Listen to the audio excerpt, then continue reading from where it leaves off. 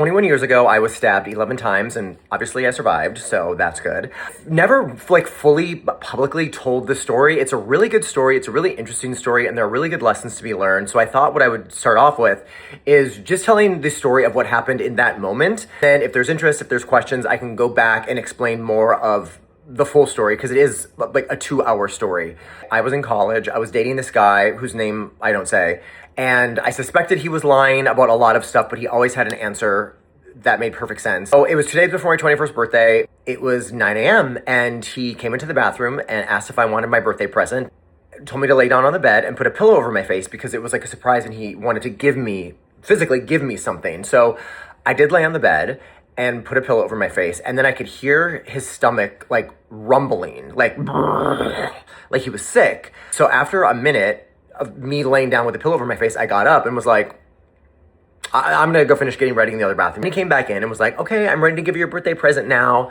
And I'm like, okay, but he's like, you have to lay down on the bed and put the pillow over your face. So I did. And then he jumped on top of me, punched me, what I thought was being punched 3 times in the chest. I stood up, I pushed him off of me, and I said, what are you doing? And that's when I saw that he was holding a knife up, and there was blood all running down his arm.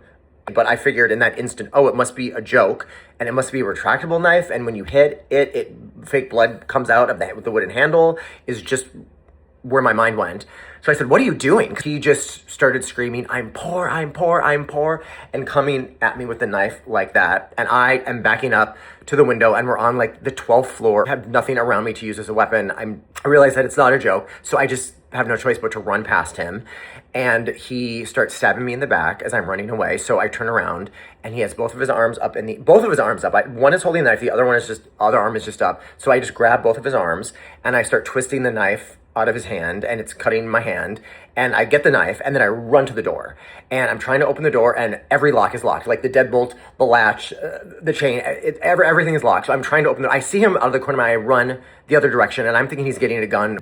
So I get out of the apartment, I run to the elevator, I'm hitting like down, down, down, down, down. It's not coming. I start banging on, using the wood handle to bang on people's doors. Finally, the elevator door opens, and there's a woman in there who sees me, and she just starts screaming because I'm covered in blood and I'm holding a knife.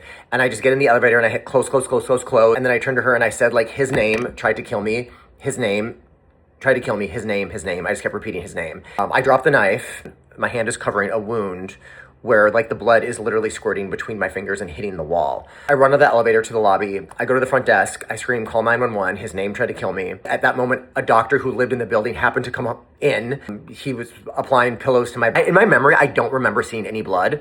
Other than the blood that was on his arm, like I don't see any blood in my memory, but there was. It was like 1, 2, 3, 4, 5, 6 in the back, 7, 8, 9, 10, 11. A few minutes went by, a woman came down screaming that someone jumped off the balcony, and I was like, oh my God, that's him. And I was like, don't cry. And I was like, wait, why would I cry? Ambulance got there. I went to the hospital. They put me under anesthesia for surgery. I woke up briefly, and I just remember like screaming and like all these hands pushing me down. And my left lung was stabbed and collapsed, but like they put a tube in the lung, and spleen and the diaphragm were injured, but like nothing else. So, I mean, that was a miracle. And then, yeah, he died. He jumped off the balcony. That was him.